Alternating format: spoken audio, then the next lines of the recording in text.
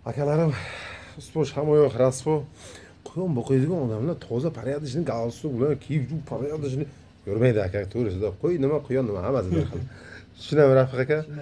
Hozir quyonchilikka yangi qiziqayotgan bu yerda Shodiyor akamiz Urgutdan quyonchilikka yangi qiziqayotgan akalarimiz hozir yemga kelishdi.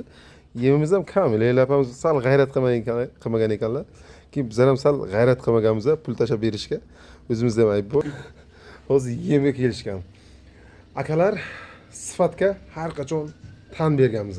Misol uchun O'zbekistonda reyting ko'rsatkichlari bo'yicha sotilayotgan yem ko'rsatkichlari bo'yicha 5 ta eng misol uchun zo'r yemlarni sanasak agar akalarim maddohlik emas, paxta qo'yish emas, boshqa emas, zo'rga tan berish odatim, prinsipim Leyla opa nomer 1. Chunki nimaga? Premex tarkibli yemlarni ishlatayotganda cho'chiymiz. Nimaga? Chunki quyonlar birdaniga ves olib, рабочий состояниеdan chiqib ketadi. Yoki belok peridoz bo'ladi. Peridoz nima? Misol uchun tarkibidagi oqsil yosh organizm quyonchalarni o'ldirib qo'yapti. Men o'zim shaxsan tajribamda bitta знамительный yem chiqaradigan akamiz aytib o'tmayman, o'zlariga ham aytganman, yuzlariga aytganman, aka, yemingizdan mana shunaqa 70 ta quyonim pateriya bo'lgan. Misol uchun bu ayb sizda emas yoki menda emas, qanaqadir tushunmovchilik. Lekin men o'z laboratoriyamda ishlaydigan misol uchun Tayloq tumanida Uzniviy laboratoriyasi bor. O'sha yerdan 3 ta professor kelishdi, 3 ta quyonchani olib ketishdi. O'lgan, o'layotgan va tirik. Laboratoriya jarayonida misol uchun natijalarini qayd etganda, o'lgan quyonchadan o'sayotgan zamburug'ni analiz qilganlarida belokni peridoz degan natijaga kelishdi. Yosh quyonchalar shundan nobud bo'lyapti. Shu vaqtgacha ko'p yemlarni tatbiq qildim, ko'p yemlarni ishlatdim. Pateriyalar bo'ldi, misol uchun ko'p quyonlarim o'ldi, juda ko'p zarar ko'rdim. O'zim quyonchilik sohasida o'zimni xatolarim dastatishni yetarlicha yetib ortadi.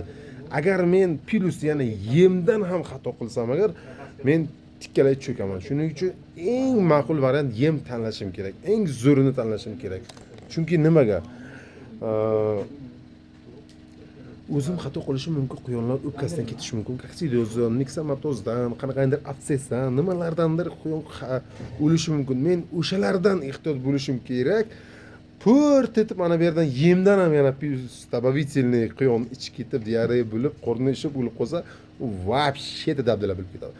Shuning uchun akalarim, tajriba zo'r o'tdi. Leyla opaga respekt. Paxta qo'yish emas, maddohlik emas, shunchaki men va Alloh o'rtamizdagi haq so'zni so'zlayapman. Men bilan o'zim bilaman, haq so'zni so'zlayapman. Yem shunchaki zo'r, maddohlik kerak emas.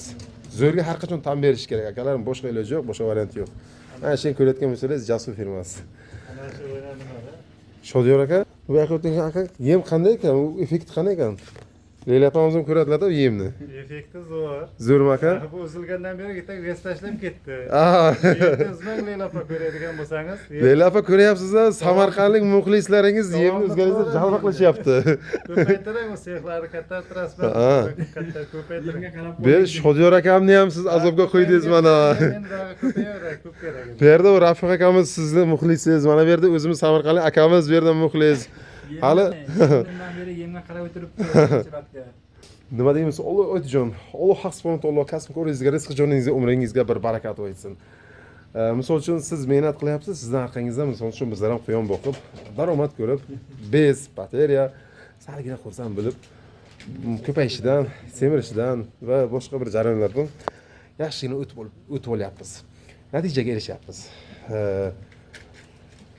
Короче, akalarim, nima edi? To'ppa-to'g'ri. Xo'sh. Nima edi aka? Yo, firmenning gapimiz bor edi-ku.